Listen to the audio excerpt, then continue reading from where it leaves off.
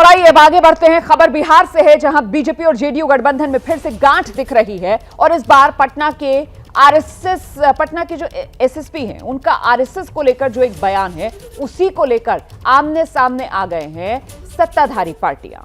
पटना में आतंकी गतिविधियों के शक में गिरफ्तारी के बाद आरएसएस ने पीएफआई, माफ कीजिएगा, जो एसएसपी हैं उन्होंने पीएफआई और आरएसएस की तुलना की। अब बीजेपी एसएसपी को हटाने की मांग कर रही है, वहीं नीतीश की पार्टी बचाव में है। यह दुर्भाग्यपूर्ण है कि पटना एसएसपी ने पीएफआई की तुलना आरएसएस जैसे राष्ट्रवादी और सांस्कृतिक संगठन से की है। ऐसे व्यक्ति को पटना का एसएसपी बनने का जरूरत नहीं है। उम्मीद करते हैं इस पर उचित और गंभीर कार्रवाई। कोई भी चीज इसमें व्यक्तिगत नहीं है, तो हमें नहीं लगता है कि इस पूरे मामले को किसी दूसरे एंगल से तूल देने की आवश्यकता है। पटना के एसएसपी के जिस बयान पर बीजेपी बुरी तरह भड़की हुई है, कार्रवाई की मांग कर रही है, उस बयान में जेडीयू को कोई खास बात नजर नहीं आ रही है। जेडीयू का कहना है कि एसएसपी के बयान को दूसरे एंगल से नहीं देखा जाना चाहिए। कोई भी चीज इसमें व्यक्तिगत नहीं है, तो हमें नहीं लगता है कि इस पूरे मामले को किसी दूसरे एंगल से तूल देने की आवश्यकता है। महत्वपूर्ण विषय यही है कि बिहार की पुलिस ने साजिशकर्ताओं को पकड़ा है।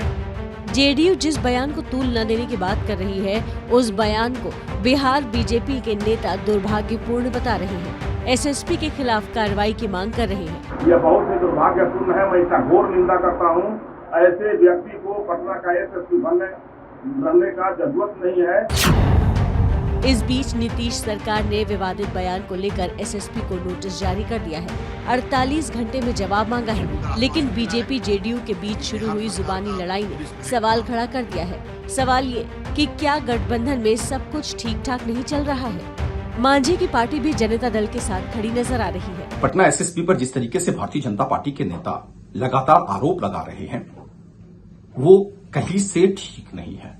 अगर भारत को इस्लामिक स्टेट बनाना अपराध है, तो भारत को हिंदू राष्ट्र बनाने की कल्पना करना भी अपराध है, और हमें लगता है कि दोनों के लिए बराबर सजा होनी चाहिए। एसएसपी के बयान को लेकर बिहार एनडीए में शुरू हुई लड़ाई में आरजेडी भी कूद गई है। ताकि भूखी बीजेपी को ये शोभा नहीं देता है कि अपने ही सरकार में रह करके अपने ही पुलिस पर, अपने ही एसपी पर सवाल खड़े करे। ये इसलिए करते चूंकि ये विभाग आदरणीय मुख्यमंत्री नीतीश कुमार जी के पास है।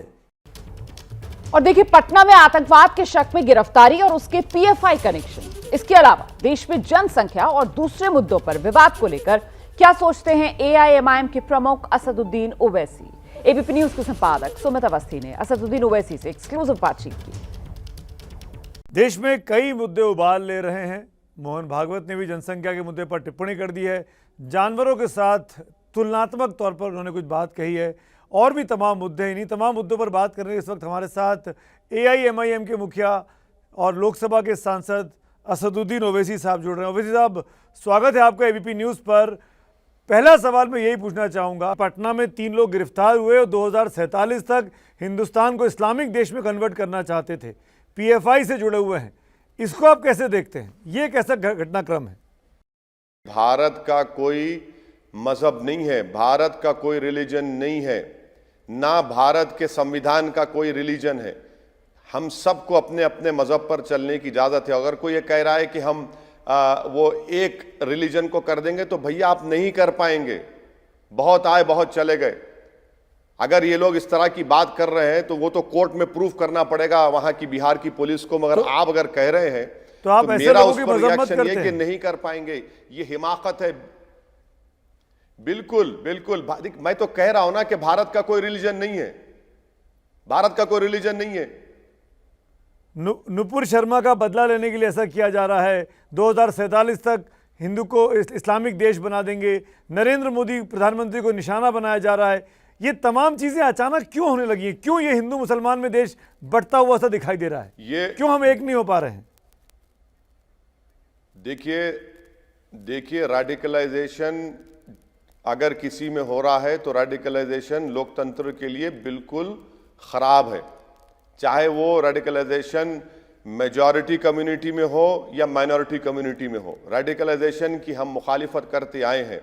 और रेडिकलाइजेशन एक रेडिकलाइजेशन को हम नहीं देख सकते, बल्कि सबको देखना पड़ेगा। नुपुर शर्मा ने जो कहा वो भी रेडिकलाइजेशन की निशानी है। और अगर कोई ये कह रहा है कि भारत को हम एक इस्लामिक कंट्री बना देंगे, वो भी गलत है, बिल्कुल गलत है। उनको बोलना नहीं चाहिए, उनको समझना चाहिए भारत की खूबसूरती को। अगर आपके ये थॉट्स हैं तो आप भारत में थॉट्स लेकर नहीं रह सकते। आप तो पीएफआई को बैन कर देना चाहिए। कर रहे हैं तो रेडिकलाइजेशन, तो पीएफआई का नाम हर जगह आ रहा है असद भाई, तो क्या पीएफआई को बैन करने का वक्त आ गया है? आप मांग करेंगे? देखिए ये काम सरकार का है और मैं बैन के खिलाफ हूं। हाँ, जो जिनमें ताकत है वो चुनाव लड़ें और चुनाव लड़कर दिखाएं, मगर अगर आपको ये कहेंगे कि भारत को बदल देंगे, कैसा बदलेंगे भारत को? आप कौन है बदलने वाले? आप अजमेर में अंजुमन कमेटी के सचिव के बेटे ने हिंदुओं के देवी देवताओं पर सवाल खड़े कर दिए कि 33 करोड़ तो कैसे देवी देवता हो सकते हैं। ये भी तो क्या किया जा रहा है, इसको कहां तक जायज ठहराएंगे आप? ये बिल्कुल जायज नहीं है। किसी को भी किसी के फेथ के ऊपर, किसी की इबादत करता है उस पर उंगली उठाने का हक किसको भी हासिल नहीं है। आपको नहीं करना चाहिए, ना कोई कर सकता है, ना करना चाहिए। ये देश की खूबसूरती यह है कि इस देश का कोई मजहब नहीं है। ये देश तमाम समुदायों को, मजहब को, बिलीफ को मानता है। ये देश उन लोगों को भी मानता है जो किसी भगवान या अल्लाह को नहीं मानते हैं। ये इस देश की खूबसूरती है। और इसकी डाइवर्सिटी को, इसकी प्लुरलिज्म को बरकरार रखना ये देश के हित में है। भारत को मजबूत रखने के लिए सब चीजों को समझना बहुत जरूरी है। अगर इस देश में जनसंख्या नियंत्रण को लेकर कानून बनाने की बात चल रही है, वकालत की जा रही है, तो ओवैसी साहब को परेशानी क्यों है? आपको दिक्कत क्या है? देखिए, परेशानी मुझे नहीं है, परेशानी मोदी सरकार को है। इसलिए कि 2 अप्रैल 2022 को मौजूदा हेल्थ मिनिस्टर ने राज्यसभा में बीजेपी के एक एमपी ने प्राइवेट मेंबर्स बिल लाया, उस पर कहा कि कोई जबरन कानून नहीं बनाना है हमको। यही मोदी सरकार ने सुप्रीम कोर्ट में दिसंबर 2020 में लिख कर दिया एफिडेविट। एक बीजेपी के एक मेंबर हैं जो PIL डालने के माहिर हैं, उसमें सरकार ने कहा कि हम 2 चाइल्ड नॉर्म के खिलाफ हैं। तो जब सरकार खुद एक स्टैंड ले रही है तो असदुद्दीन ओवैसी को खामखा लाकर उसको और मसाला क्यों लगाना चाहिए? भारत में पॉपुलेशन स्टेबलाइज हो जाएगा बगैर कानून के 2030 तक। नहीं, पर असद भाई 2023 के आखिर तक आते आते हम चीन को मात दे देंगे। योगी साहब का बयान आया, मुख्यमंत्री का, मोहन भागवत साहब का बयान आया कि जानवर तो बच्चे भी पैदा करते हैं, बच्चे तो जानवर भी पैदा करते हैं। इस तरीके से उन्होंने कुछ बात कही। सिमिलरली गिरिराज सिंह ने कहा, जो कि केंद्र में मंत्री हैं, कि ये बिल तो आके रहेगा जनसंख्या नियंत्रण वाला। अगर ये बिल आ रहा है और इसका मकसद ये है कि कुल मिलाकर हिंदुस्तान की बढ़ती आबादी विकास के रास्ते में बाधक बन रही है, तो इसका तो हम सबको मिलकर स्वागत करना चाहिए। नहीं, सबसे पहली बात तो यह है कि मुझे स्ट्रॉन्ग ऑब्जेक्शन है कि इंसानों की तुलना जानवरों से की जा रही है। आखिर इतनी गिरावट सोच में क्यों आती है RSS के लोगों में? भाई, इंसान तो इंसान है ना, जिसको हम लोग अपने उसमें कहते हैं अशरफुल मखलूक़ात, माने बेहतरीन क्रिएशन। अब आप जानवरों से कर रहे हैं तुलना उसकी। और रहा सवाल चीन का, देखिए इस हमारे देश में जो किसी विश्व में नहीं है, जो डेमोग्राफिक डिविडेंड है, 50 साल से कम उम्र की आबादी 25 साल की है, 60% आबादी 40 साल की कम उम्र की है। ये डेमोग्राफिक डिविडेंड किसी मुल्क, किसी विश्व के कंट्री में नहीं है। हमने इस डेमोग्राफिक डिविडेंड का इस्तेमाल कैसे किया? क्या हमने उनको कुछ नौकरी दी, स्किल्स दिया, उनको कुछ कंस्ट्रक्टिव काम पर लगाया? कुछ नहीं लगाया हमने। और ये डेमोग्राफिक डिविडेंड हमारा 2035 तक रहेगा, उसके बाद नहीं रहेगा।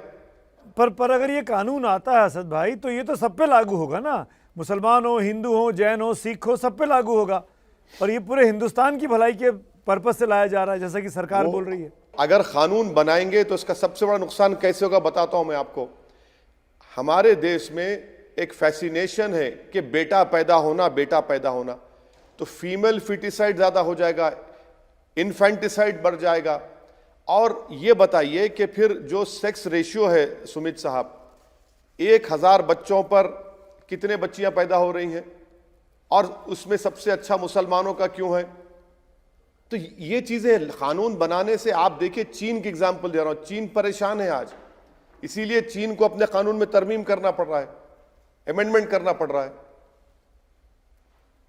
पर रोटी एक बन रही है, खाने वाले 50 थे वो बढ़ के 500 हो गए हैं आज़ादी के बाद से लेकर अब तक। दिक्कत यहाँ पर भी तो है।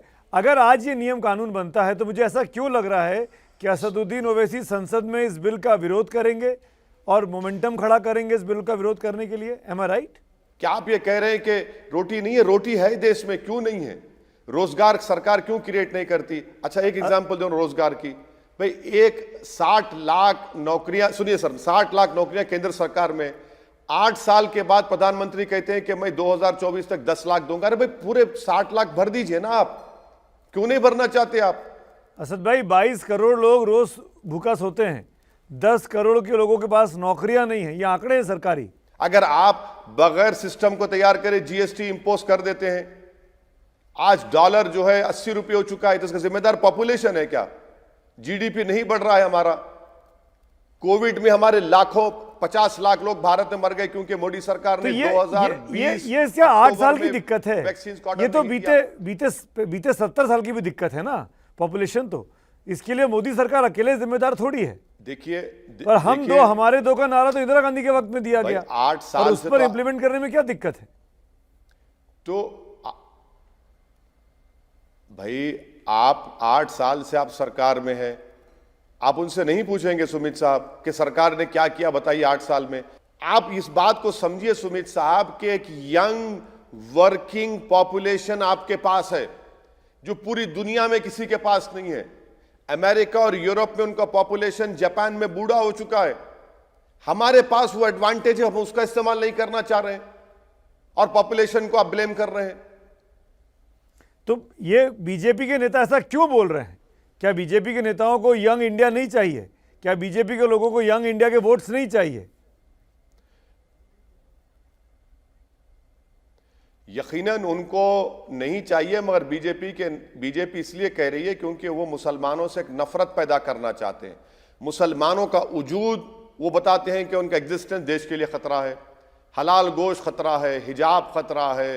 हाँ, अब तो आसाम में फ्लड आया तो बोले फ्लड जिहाद, नौकरियां मिल रही हैं तो बोले जॉब जिहाद, जमीन खरीदने जा रहे हैं तो बोले लैंड जिहाद। ये मुसलमानों के ताल्लुक से नफरत खत्म करना पड़ेगा बीजेपी को। चलिए, शुक्रिया असद भाई खुलकर बात करने के लिए, अपनी बात समझाने के लिए। Thank you so much for being with ABP news.